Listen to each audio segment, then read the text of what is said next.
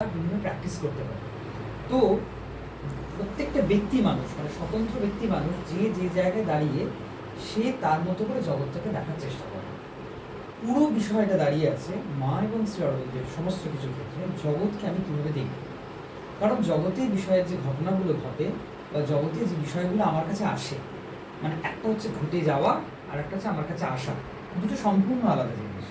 এখন আমাকে দেখতে হবে বিষয়গুলো যখন আমার কাছে আসে সেটা কেন আসছে, আচ্ছা আমার সাথেই কেন এই ঘটনাটা ঘটবে। এই প্রশ্নগুলো তো আমাদের মধ্যে সবসময় মনে হয়, আচ্ছা এই জিনিসটা মানে আমি এত কিছু তো করি, তার বিনিময়ে আমি কেন এতটা কষ্ট পেলাম, বা আমি এই অল্প কিছুর মধ্যে আমি এতটা আনন্দ কেন পেলাম, আনন্দ বলবো না, সুখ কেন পেলাম। কারণ আনন্দ আমরা পাই না, আমরা সুখ পাই। তো সুখ আর দুঃখ এই একটা বাতাবরণের মধ্যে আমরা সবসময় নিজেদেরকে একটা কোথাও না কোথাও একটা চক্রভূর মধ্যে আমরা চলছি। এবার যখন আমরা একটু সুখ পাচ্ছি তখন মনে হচ্ছে যে না আমি ভালো আছি, যখন আমি দুঃখ পাচ্ছি তখন মনে হচ্ছে আমি ভালো নেই, আমার কোথাও না কোথাও একটা অস্তিত্বের সংকট হচ্ছে। এখন প্রশ্ন হচ্ছে দুঃখ আমি যাকে বলছি সেটা কি আদৌ দুঃখ, বা দুঃখ নির্বাচন কেমন করে হবে? কোনো কিছু না পাওয়া মানে কি দুঃখ? যদি কোনো কিছু না পাওয়া মানে দুঃখ হয়, তাহলে একটা বস্তু, ধরুন মোবাইল, এখন সবাই ব্যবহার করে, তাহলে মোবাইল না পাওয়াটা আমি এরকমভাবে ভাবি, খুব সাধারণভাবে মোবাইল না পাওয়াটা হচ্ছে মানুষের কাছে এখন দুঃখ। কারণ অনেক অনেক তাৎক্ষণিক জিনিস, জাগতিক জিনিসের অন্তরায় হয়ে দাঁড়াবে, সেই জন্য এটা দুঃখ। তাহলে পৃথিবীতে তো এমনও অনেক মানুষ আছে যাদের কোনো মোবাইল নেই, তাহলে তারা কি ভালো নেই? তার মানে এই মোবাইল বা যন্ত্রটা কিন্তু সুখের কারণ নয়। তার মানে ঘটনা বা বিষয়ের উপস্থাপন হয় তখনই আমি কিভাবে জগতের সাথে সম্পৃক্ত হয়ে আছি। তো এই পুরোটা দাঁড়িয়ে আছে ডিভাইন কনসিয়াসনেসের। এখন প্রশ্ন হচ্ছে মা এবং শ্রী অরবিন্দের একটু ছোট্ট করে বলি যে মানে আপনারা সবাই জানেন, আমি জাস্ট এটা একটা ব্যাকগ্রাউন্ডের জন্য বলছি। মা সম্পূর্ণভাবে তৈরি হয়ে এখানে এসেছে ভারতবর্ষে, তার আগে মা সম্পূর্ণরূপে প্রস্তুত। মানে মায়ের জীবনযাত্রাটা যদি দেখি আমরা, মা ধরুন আলজিয়াতে যতদিন ছিলেন, জাপানে ছিলেন, শ্রী অরবিন্দের এই রবীন্দ্রনাথের সাথে সাক্ষাৎ এবং ওনার যা কিছু জীবনযাপন, এটা ওনার খুব ছোটোবেলা থেকেই প্রস্তুত। যার জন্য ওই 12 years উইথ শ্রী অরবিন্দ, ওই কনভারসেশনে চম্পকলাল স্পিকেট বা ওই এর মধ্যে খুব ভালোভাবে এটা শ্রী অরবিন্দ পরিষ্কার করেছেন। শ্রী অরবিন্দের জার্নিটা কিন্তু ডিফারেন্ট, মায়ের মতো নয়।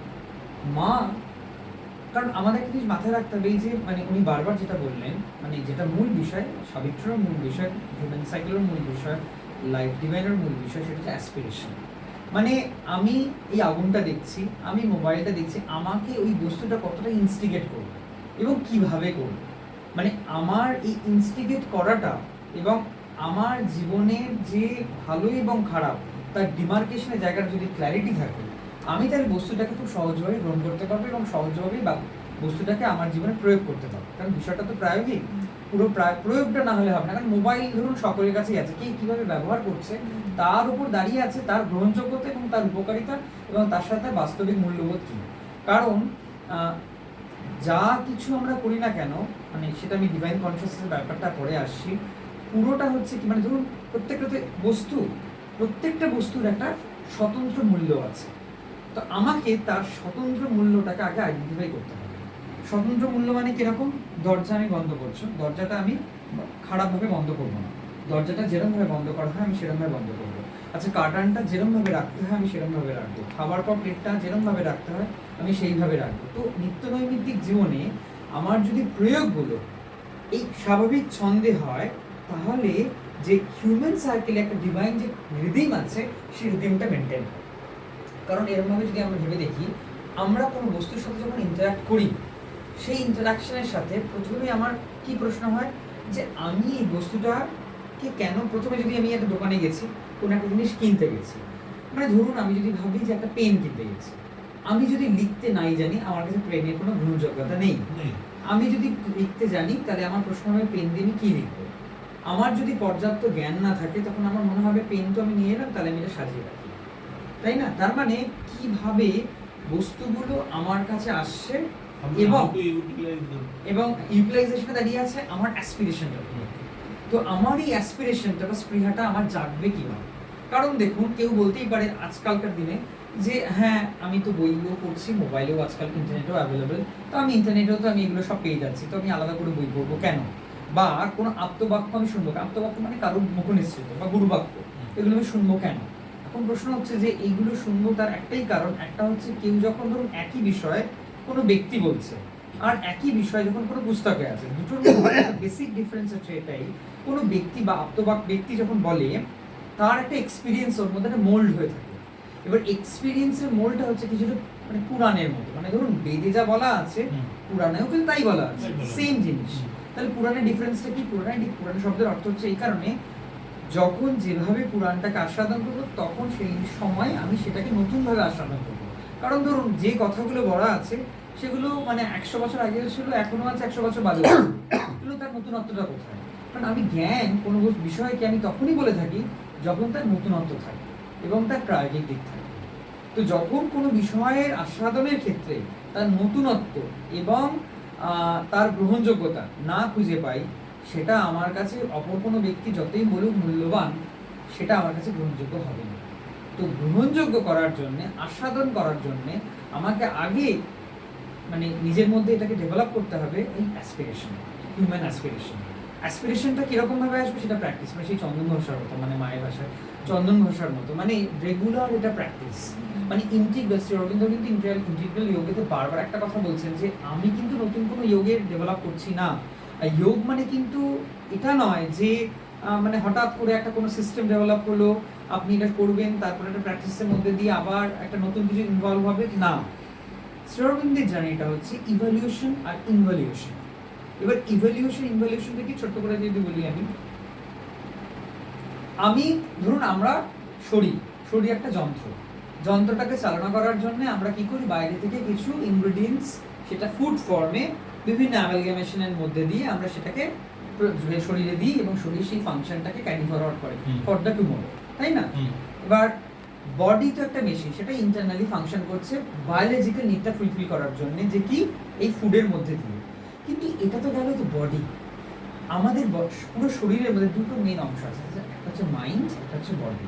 তো বডির তো আস্বাদন হলো, যার অসুখ হলে আমরা বলি ব্যাধি, কিন্তু মনের অসুখ হলে সেটাকে আমরা কি বলি, সেটাকে আমরা শ্রীমদ্ভগবদ্গীতার ভাষায় বলি হচ্ছে আধি।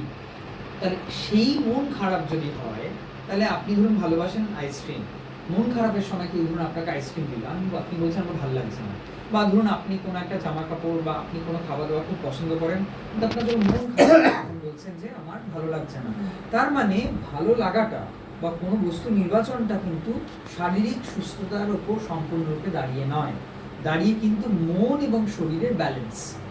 তো মন এবং শরীরের ব্যালেন্সটা কি করে করবো, ওইটা ফার্স্ট প্রাইমারি স্টেজ হচ্ছে অ্যাসপিরেশন।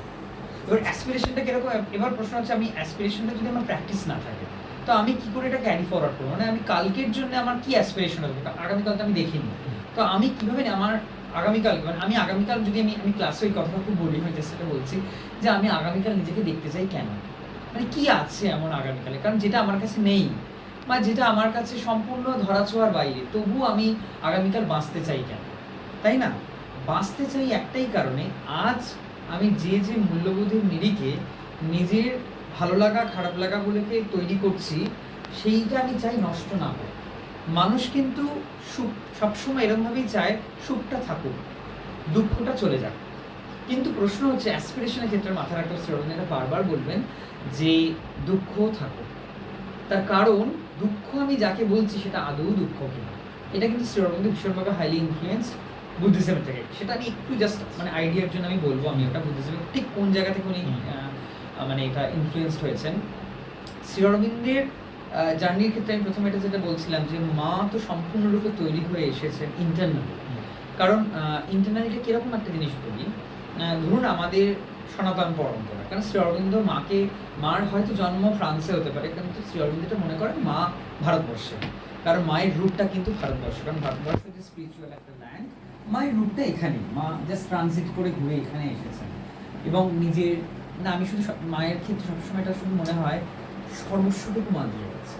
মানে আজ কিন্তু মানে আমি এটা মানে বলতেই পারি, শ্রী অরবিন্দ কিন্তু শ্রী অরবিন্দ হতে পারতেন না মান একদম। কারণ আমি যখন ওই স্মৃতিতে যাই, আমি ওনার সুটকেসটা দেখি, আর আমার ওই চন্দননগরের ওই রানী রাসমণি ঘাট যেখান থেকে উনি চলে যাচ্ছেন, তারপরে এই এলেন বাগবাজার থেকে, তারপরে যে ঘাট থেকে ওই শ্মশানটার কাছে, যে ঘাট থেকে উনি পন্ডিচেরি চলে যাচ্ছেন শুধু একটা সুটকেস নিয়ে, এবং সেখানে পন্ডিচেরি গিয়ে যেভাবে জীবনযাপন শুরু হচ্ছে ওনার, অন্ধভাবে উল্টো দিকে যে ঘরটায় উপরে থাকতেন, 1 বছর মতো ছিলেন, মানে তখন তো